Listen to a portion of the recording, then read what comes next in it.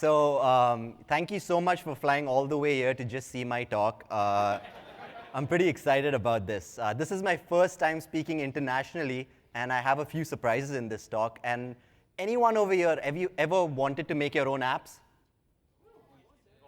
All right. Have you all ever had to make a backend for your app? Did that stop you from making your apps?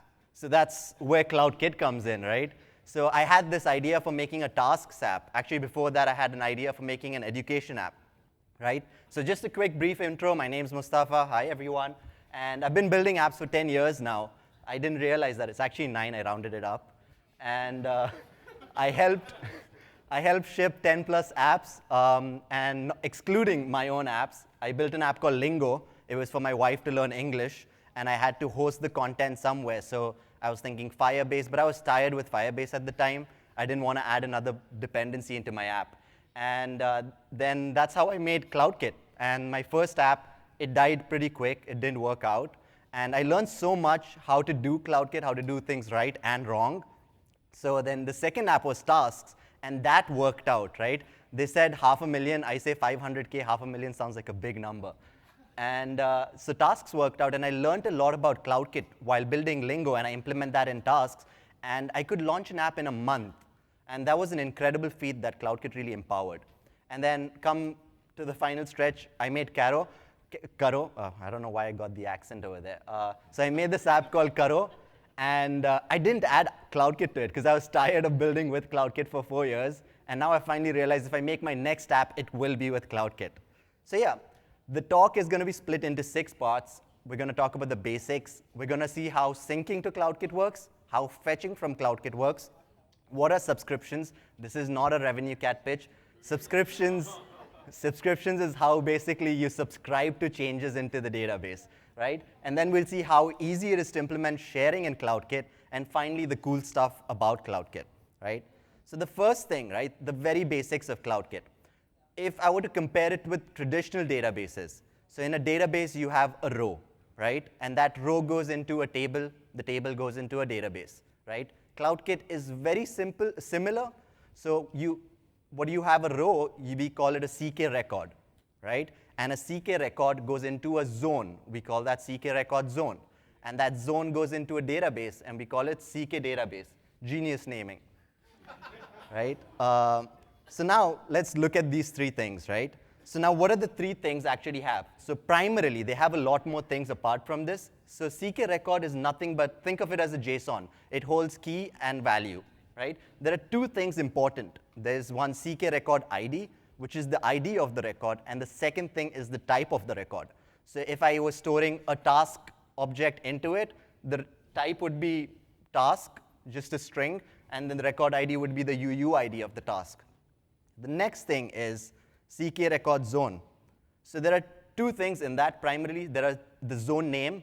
So that would ideally be like a project name if you want to dump all the tasks of a particular project into. So you name the zone as the project. And then the owner name, who owns the zone, right?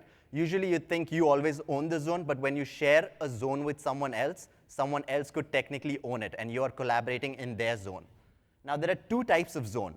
There's one, a default zone. So if you don't want to do anything, so like one really cool way I impressed my manager at work back then was you log into the iPhone, and then when you go to the iPad, the login screen already knows who you are, and you just have to put in your password. So what we did is we took your username, and we synced it to CloudKit's default database, and then when you open the iPad, we just fetched that and we auto-populated it, so users could skip the onboarding and straight go into login, right? Very delightful experience.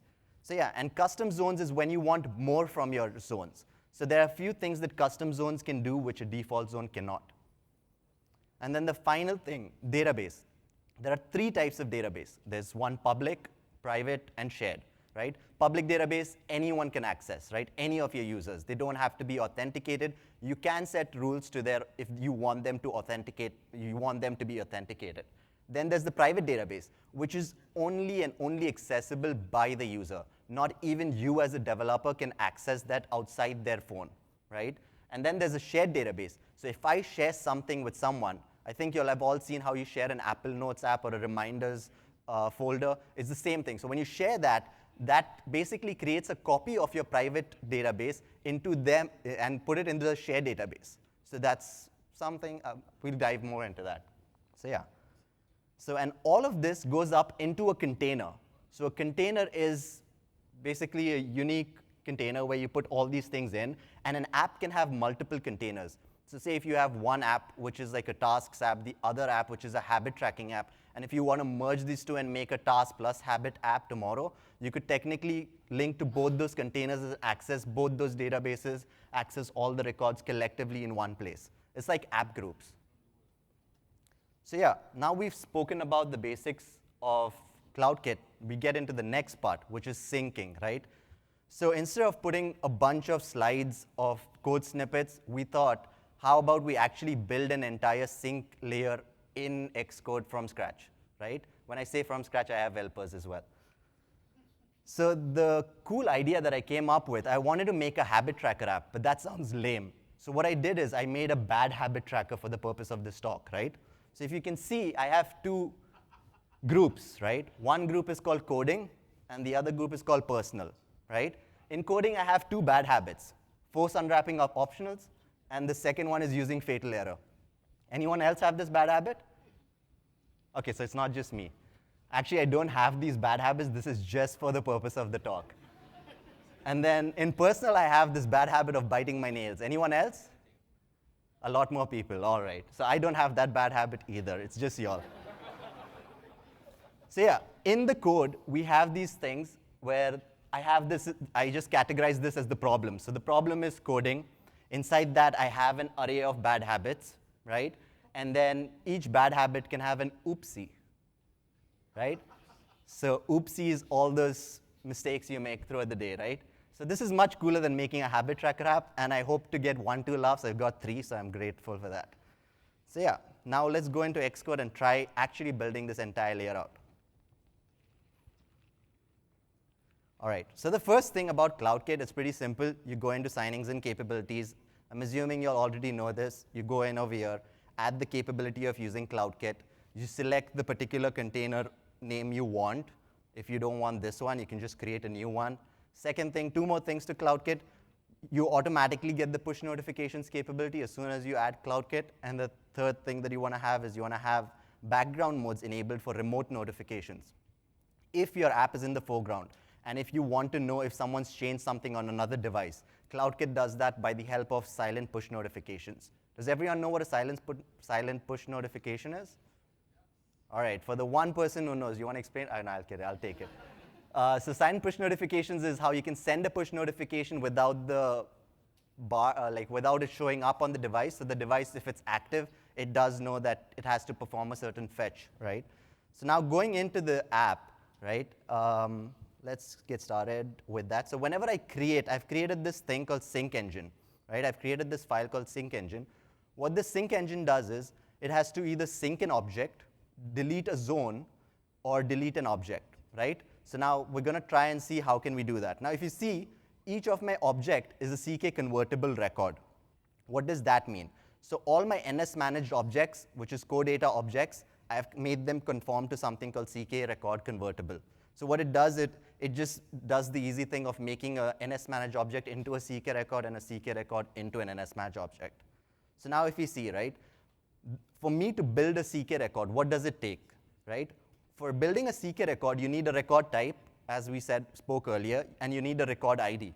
Now the record ID needs 2 things, right? The ID of the record and the zone it's going to go in, right? So over here, for example, I've written out these helpers. Don't worry, all this code is going to be published on GitHub just after the talk, so you'll all have access to it. So yeah, this is how you basically create a CK record. Now the thing is, you shouldn't ideally create a CK record if you've already created it once. By that, what I mean is, once you've created a CK record and synced it, CloudKit gives you that record back, and it gives you special fields. We call them encoded system fields. So that encoded system field contains some properties that you want to cache, and the next time when you create the CloudKit record, you create them with the encoded system fields, right? We'll go into the easier bits right now, and we'll come back to this in a bit. So what I do is I have to sync an object, right? So what I'm going to do is I have to sync my object, guard let record equal to object as a CK record. Oh, sorry, we don't use return, we use fatal errors. Right? So now I've gotten my record, right? Now I have to sync this thing. So the way you can do this is, so you have to get the database. So we have the container declared above over here. My container is icloud.com.myctest. By default, you get a default container, but in my case, I have an explicitly named container. So now I have to get the database that I'm going to be syncing the record to. So let database equal to, oops, autocomplete not that great, equal to, yeah, container dot. So the container has these three databases that I can use, right? So I can use private, public, or shared. But I'm going to do database with the scope. So in my record, I have something called the database scope. Sorry, object.database scope. So we go into this and we'll see what does object.database scope mean, right?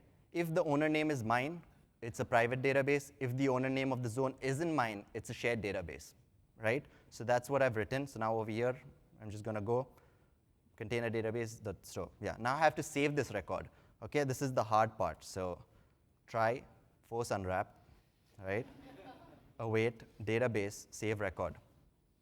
Yeah, just like that, you've saved your first record to CloudKit, right? This was really tough. So we'll do one thing. We can't force unwrap it over here. So now what happens is I save the record, but the zone that I'm saving the record to might not exist. So let me catch that error for once. So I'm going to say let error as a CK error, right? Switch error dot error code. Case zone not found, right? If the zone is not found, please create the zone before trying to save the record again, right? So now what we're going to do is we're going to try and save the zone. Force unwrap database.save. Whoops, not that much. Force unwrap, because I write really good code. I can do this. Or maybe not. Yeah, I just have to pass the zone ID. So just like that, I've created the zone, a few errors, switch case, fatal error, catch, fatal error, right? Expression awaits, await, right? So now I've saved the zone, but the whole reason I had to save the zone was because the record syncing failed. So yeah, let's try to build a recursive loop. This code should work most of the times. So in this function, what we saw is we saw how to save a record, and if it fails, we saw how to save the zone and then save the record, right? Is that clear? All right, not at all. So next thing is, how do we delete a zone, right? So if I have to delete the zone, the same thing, get the database that I have to do it to. So container dot database for scope, object.zone ID, force unwrap. Oops. Database.delete record zone. So object dot. Oops. Too used to doing exclamation marks. Sorry about that. Right? So now we've deleted a zone. So it's actually this simple. Just one simple line of code saves it to the database, brings it back, deletes the record, and does all of those kind of things. So now the same thing, if I were to do it for deleting an object, it's object.ck record ID, delete record. So yeah, so we've done syncing a record, syncing a zone, deleting a record, deleting a zone, right? All of this, yeah, thank you. It may or may not work. We'll find that out when we actually build the app, right? So thank you for the claps, right? So the next thing is, we've figured out syncing, right? So if I were to run and build the app, no crashes, so we're pretty good, right? But that's because we've not even called these functions yet. So now the next thing is fetching changes from the database, right? So if I want to fetch all these changes from the database, what I have to do is I want to fetch all these records. So the way I do that is CloudKit has two ways. We saw the async await way, right? But before async await existed, there were CK operations. Anyone know what CK operations are? Yeah, you can pretend you don't, right? So CK operations are like very old school stuff, completion handlers and all of that. I don't know if the new people know that. So what we're going to do is, I think Donnie made it really easy for me to, I don't have to explain this, so with check continuation, right? So what I'm going to do is I'm going to create an operation, right? It's called CK database, I have to remember this, zone fetch changes. Actually, I'm going to remove the continuation because it's going to mess up autocorrect for me. CK operation for fetch, CK fetch. Yeah, there are quite a few ones. So the one I want is, which one do I want? There you go, it's the last one, obviously. Right? So I want this one. Now, in order to fetch all the records, right, it's asking me in which zones do you want to fetch these records. So as you can see, it's asking all the zone IDs that I want to fetch the records in. So what I need to do is I obviously need to have the zone IDs before I do this step, right? So what we're going to do is we're going to try and fetch all the zones that we are going to sync in. So the way to do that is let's try our luck over here, right? So let database equal to CK database, sorry, container.database with scope, right? Then I'm going to be database.fetch zones. Yeah.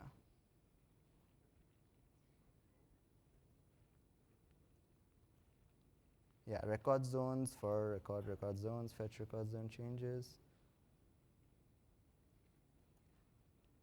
Yeah, too many completion handlers. But I always predict these things, you know, I have this autocomplete. Oh, wrong one. I'm better than this, I can do it. Fetch zones. Fetch database changes since, right? So now I need a token over here. Luckily, I've already saved all my tokens in user defaults. No, I've not done the optimizations Christian's asked for, but that's fine. I can force unwrap everything. Right? So try await, force unwrap. Right? So now I get a result. Now what do I get in this result? One, I get something called more coming. Okay, so if more is coming, I have to obviously loop over it. So what I'm going to do is I'm going to make a variable saying more coming, right? Bool. Initially, we're going to make it true so that it keeps going into the loop, right? So while more coming is true, continue doing it, right? So more coming equal to more coming. And now, if every time when more coming does come in, the token will update. So what I have to do is I have to have it use the latest token always. So result.change token, right? And now I also get two more things. What I get is var, I get all the new zones that have come in. So like new zones, zone IDs. So I'm just going to make an array of them. So CK record zone.id. So new zone ID dot append. So what do I get? I get result dot modifications, right? So for each modification, I'm just going to loop over it, and I'm going to add append $0 dot zone ID. Perfect. And if there are any zones deleted as well, I get notified of that over here. But we're going to, OK, we'll do it now. I'm going to shoot myself in the foot with this thing. There's a timer over here, so I'm on clock. So deletion in. So now to get the deletion dot zone ID, luckily we have delete zone.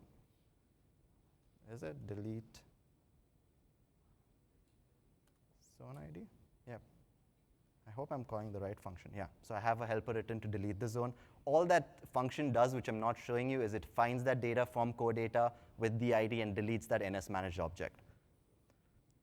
All right, so we've done this. Next thing, do not forget to save the tokens. So whenever you get these tokens, you want to save them, because what CloudKit does, it has a smart cursor, which it gives it to you. So every time when you go to CloudKit, you don't go empty-handed. You tell, I have all the changes since this, so just give me whatever is new.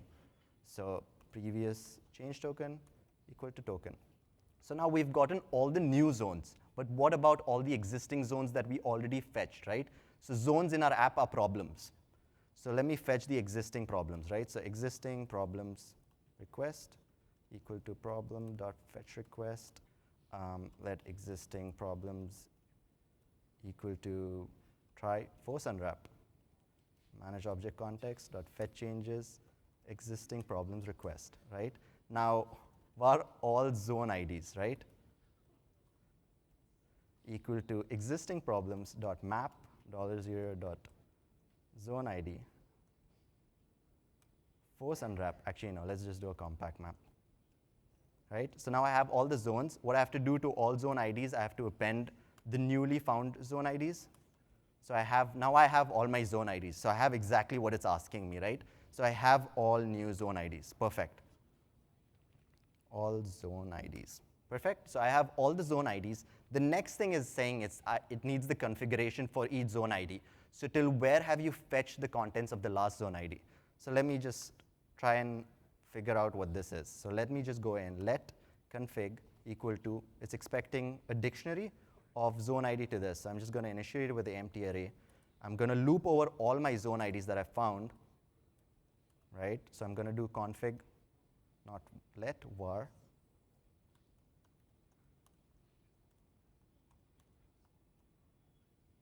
So yeah, I have to, now in this field, what it's expecting, autocomplete please. No? I'm smarter than it. Standard dot fetch. Get server change token for $0 dot zone ID. So I have a helper function for me to fetch the last token that I have saved in user defaults very securely. And now I just have to supply that last token against each zone. What's wrong? Self-introduced bug.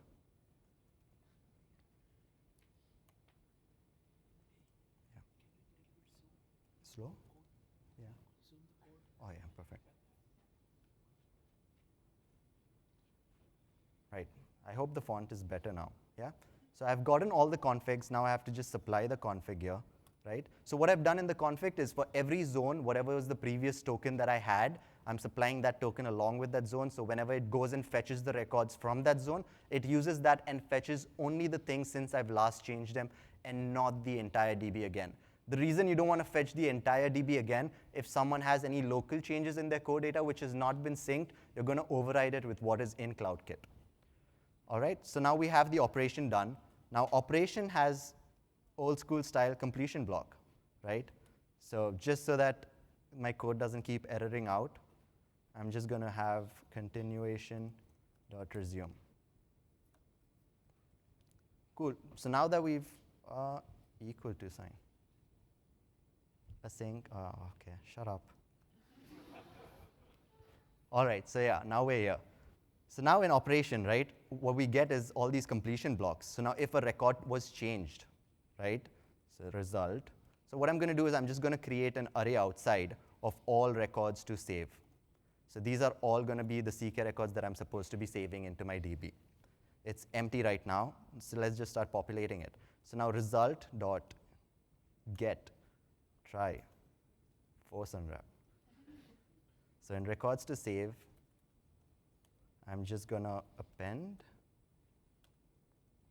Yeah, that works. The next thing, we're getting each change that the DB keeps fetching it is going to come into the completion handler, give us one by one every record. And now the same thing. If something has been deleted, right? Record ID, oh yeah.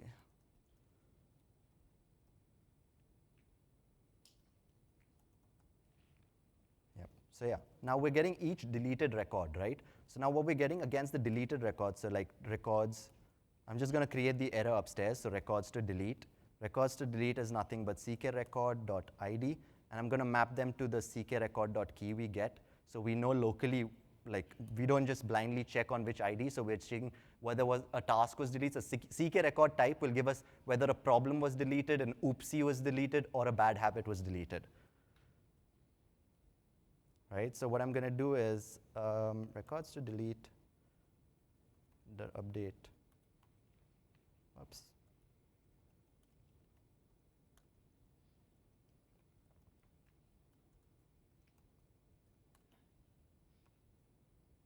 Yep.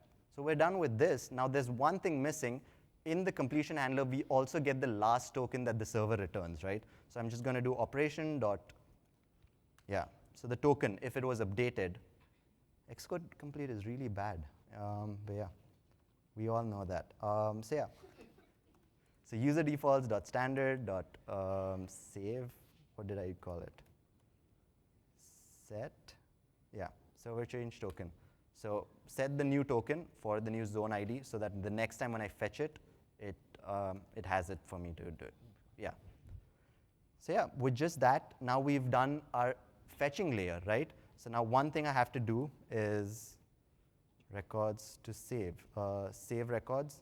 So now I'm going to save the records that we just fetched. So records to save. And we're going to delete the records. Records to delete.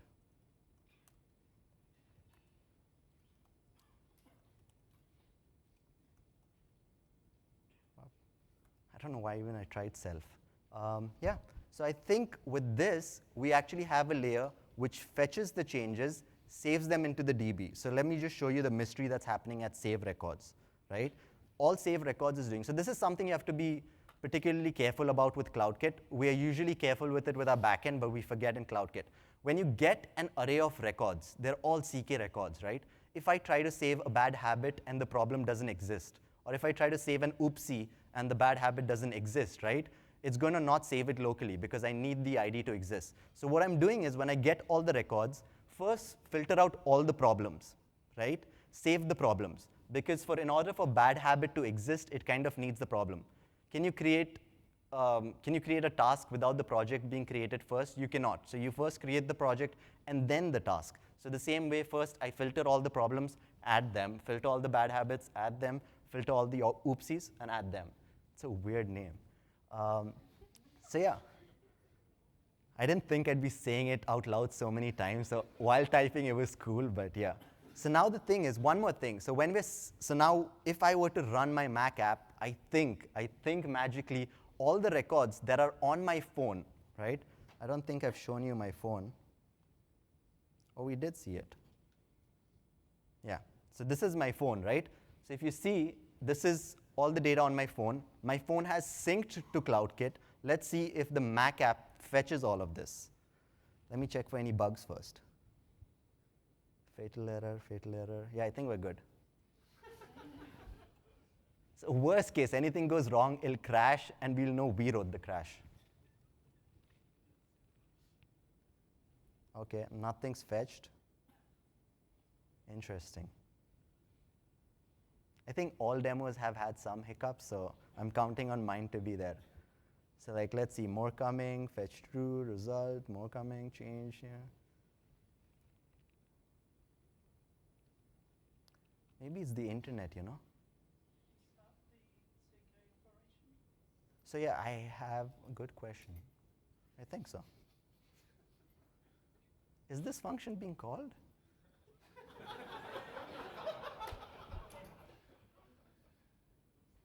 It is. I'm smart enough to do that. Let's see now. When we come here, save records, records to save, does it have any records to give me? I think what it is, I think tokens were previously saved. Let me just delete the existing folder. Remove the breakpoint. Put the breakpoint here.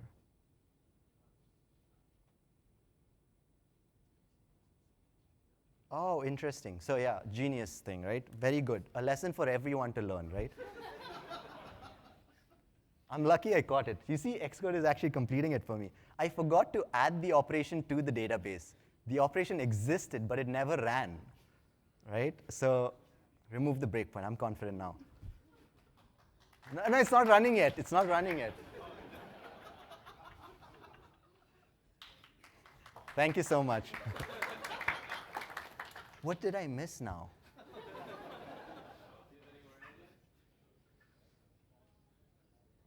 Interesting. I should have left the breakpoint on. Yeah, let me just close this, delete the local cache. Let's put the breakpoint on now. Yeah, oh, the records are coming in. Yeah, it was the Wi-Fi, you know. Thank you so much. So just like that, we actually wrote an entire fetch layer. The sync layer you can't see in action just yet, right? So we wrote an entire fetch layer to bring the changes in here. Now let's do a cool thing. I'll put it side by side with my phone, right? Now if you see, I'm going to try and tap. Which date of the year do you want me to tap? I think it's really hard to see. What am I going to do? What am I going to do? So let me just try to zoom in as much so everyone at the back can see it as well.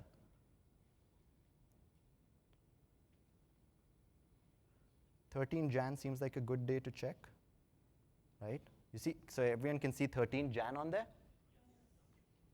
I can't see it now. OK. So yeah, if I check 13 Jan on my phone, it doesn't get checked on my Mac, right? That's because I missed one part intentionally, right? So now we have to subscribe to changes. My code is ahead of me. Sorry, guys.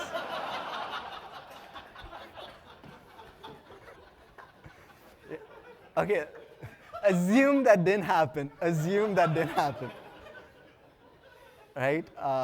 So what you want to do is you that's the first time a demo was not supposed to work and it worked.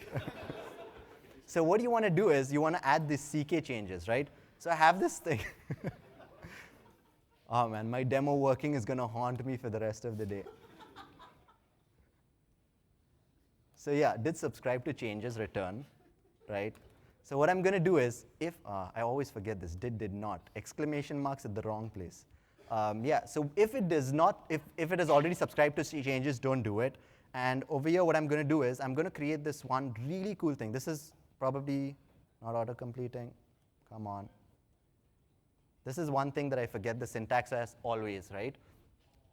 So yeah, I'm creating a subscription. So what this subscription does, it's a CK database subscription. If anything changes, send a silent push notification to the app, right? Now, when you do this, I also have to subscribe to the changes. So Xcode crashed. You know, none of my fatal errors crashed, but Xcode did. So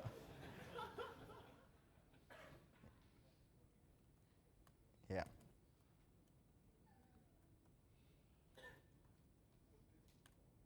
Yep. So yeah, now how would I save this to the DB? So I have to save the subscription to the database. So when I do save the subscription, right, automatically, whenever anything changes in CloudKit, it sends a silent push notification to my device. And the reason that did update is because I was very smart to not remove the app delegate callback. So in app delegate, if you can see, whenever I do get a silent push notification, my sync engine automatically fetches changes for both in the private and the shared database. So yeah, that's pretty much how you sync, fetch, and subscribe to changes in a database. And I think we wrote the entire sync layer. I think I'll publish this app to the App Store in a day or two. Yeah, so yeah, that's pretty much it. So that's bad habits for you. Yeah.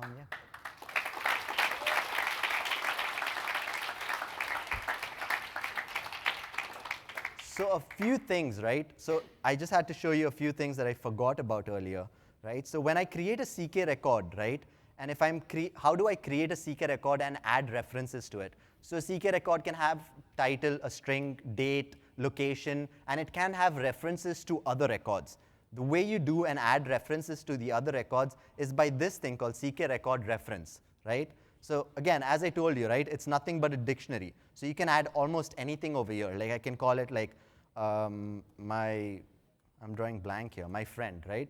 And I can have it be a string, or I can have it be a date, or I can have it be another reference to another record. So for example, this is oopsie. Oopsie, sorry, is this oopsie? Yeah. So this is oopsie, right? Oopsie has a reference to tell which bad habit it belongs to. So what it over here is, the record's bad habit key has a reference to the bad habit record ID.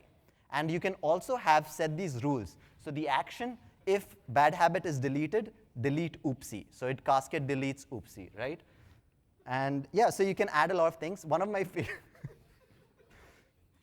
favorite things about CloudKit is also CK Asset. You can actually dump data. So you can save images, videos, files, and everything. And it's as simple as record.say asset.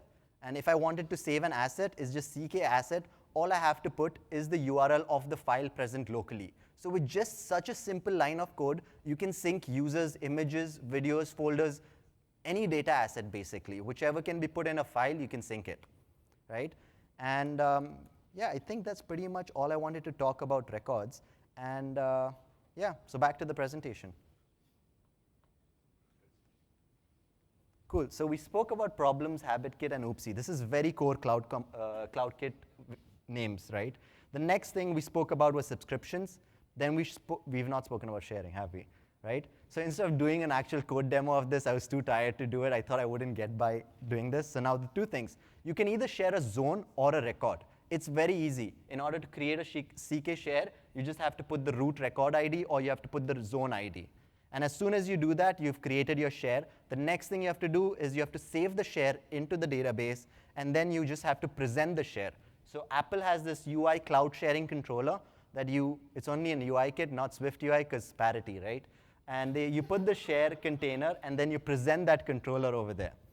So that's actually how easy it is to do sharing. And the next thing is the cool stuff about CloudKit. One thing, if you saw, we built an habit tracking app, bad habit tracking app, and we synced it from iPhone to the Mac, and I did not have to add any auth layer. No sign in with Apple, no sign in with Google, no sign in with Facebook, Meta, Instagram, whatever it is, right?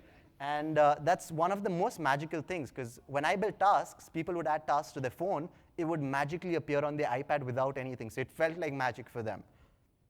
The next thing is CK assets, which we spoke about briefly. And the next thing is public databases. Public databases are so cool. I had to build this app, which I built for my wife to learn English. And all the data, all the quizzes, all the data that I had to have for the app or the quizzes, I would just host it on the public database. Any user that would come in, they would fetch the quizzes from the public database, and all their progress would be saved to their private database. So that was a very good and easy way to do. And it's no different. You just have to select the database scope public, just how we've done it right now. The other thing is CloudKit is kind of limitless. You don't pay for the bills. Your users pay for the bills. How nice is that, right? So anything that's being synced to the private database comes against the user's iCloud storage, right? And there was once upon a time, the old website of CloudKit had a slider of how much you could use this. They had this, how much storage you would get, and it would go all the way to 10 petabyte or 1 petabyte. Who uses a petabyte of storage, right? And you get basically, it's almost free. I've never heard anyone complain, oh crap, I've hit my limit. And encryption, right? It's very easy. Building an end-to-end encrypted layer is very hard. All you have to do is record.encrypted values and key, and you put this. And it automatically handles encrypting it and decrypting it, which is pretty awesome. The next thing is CK Sync Engine.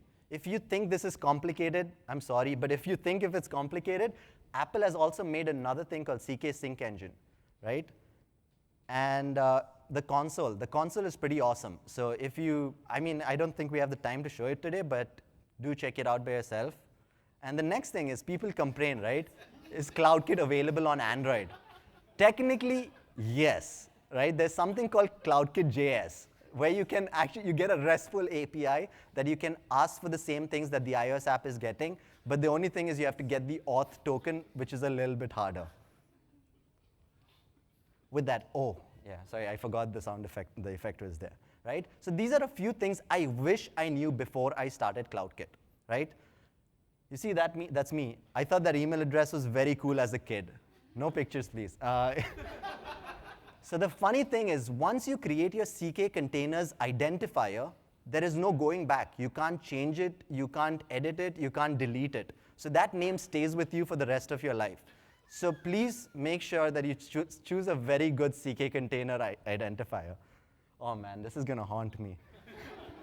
So querying, right? The other thing is you can write a lot of queries, like give me all tasks with ID particular XYZ to CloudKit. So whenever you're querying things, make sure you go to the CloudKit console and you enable these fields to be queryable. Sometimes they're not by default queryable, so this is something that took me 2 days to debug. Another thing, right? This one button, right, it's a very tricky button. So when you do things in development and you want to push it to production, you have to deploy all your changes to production. So if you change a variable name, or you can't change a variable name, none of this deployment is irreversible. So that's why you have to be careful what you are deploying to production. And the next thing is, right, private database has more functionality than the shared database has, and the public database has the least amount of functionality. By functionality, I mean the subscriptions that you can subscribe to and all of those things. So at best, private database with custom zones is the most robust, where you can query a lot of things. You can subscribe for very fancy database changes. You can even have, like, if someone enters a record, you get a push notification with a title and subtitle with the contents of the record. And yeah, this is how I categorize CloudKit, right? You have NS persistent CloudKit container. I wouldn't recommend people use it. Then you have CK engine, which is a very easy way to get into CloudKit. And then the last is the custom sync engine that we added today. I should have reversed it, you know? And yeah, that's pretty much everything from me. Thank you so much, and yeah.